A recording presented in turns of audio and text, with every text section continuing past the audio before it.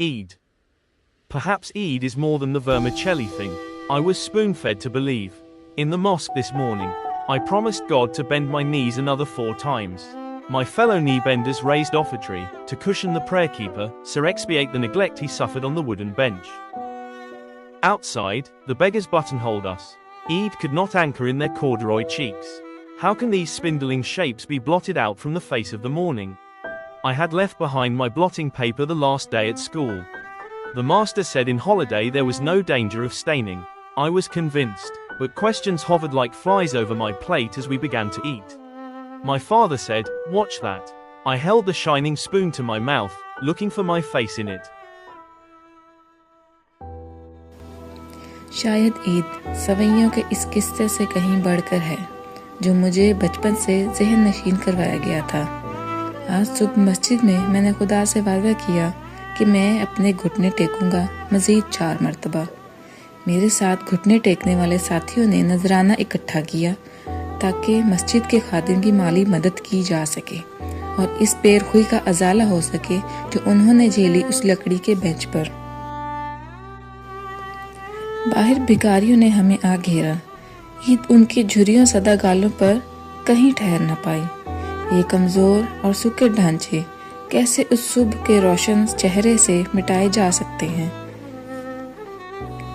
मैं तो अपना ब्लॉटिंग पेपर पीछे छोड़ आया था स्कूल के आखिरी दिन। उस्ताद ने कहा था कि छुट्टियों में दाग लगने का कोई खतरा नहीं होता। मुझे पूरा यकीन था, लेकिन सवालात मक्खियों की तरह मंडला रहे थे मेरी प्लेट के ऊपर। जब हमने खाना शुरू किया, मेरे वालिद ने कहा, ध्यान से खाओ। मैंने चमकता हुआ चम्मच अपने मुंह के करीब किया और उसमें अपना चेहरा ढूंढने लगा। हमारा मुआशरा 2 मतवाज़ी दुनियाओं में बढ़ चुका है। एक तरफ वो तबका है जिसके लिए ईद का मतलब नए लिबास, लजीज पकवान और ईदियाँ हैं, और दूसरी तरफ वो मजबूर और सफ़ेद पोश लोग हैं जिनके लिए ईद का दिन भी आम दिनों की तरह भूख, प्यास और मांगने की सूली पर कटता है। ये नज़म हमें दिखाती है कि ईद जैसा मुक़द्दस त्यौहार भी अब गरीब और अमीर के दरमियान मौजूद खलीज को कम करने के बजाय मज़ीद गहरा कर देता है। मौजूदा दौर में हमारा मुआशरा शदीद बेहिसी का शिकार हो चुका है। हम ईद की नमाज़ पढ़कर जब मस्जिदों से बाहर निकलते हैं तो अपने इर्द गिर्द फैली गुर्बत को देखकर भी अंधे बन जाते हैं।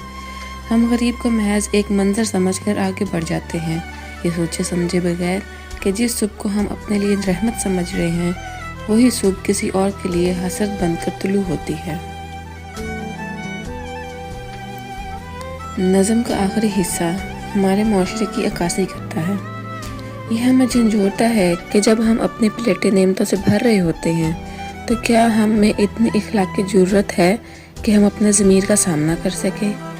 क्या हम इस चमकती हुई दुनिया में अब इस बेहिसी के साथ खुद को एक अच्छा इंसान कह सकते हैं?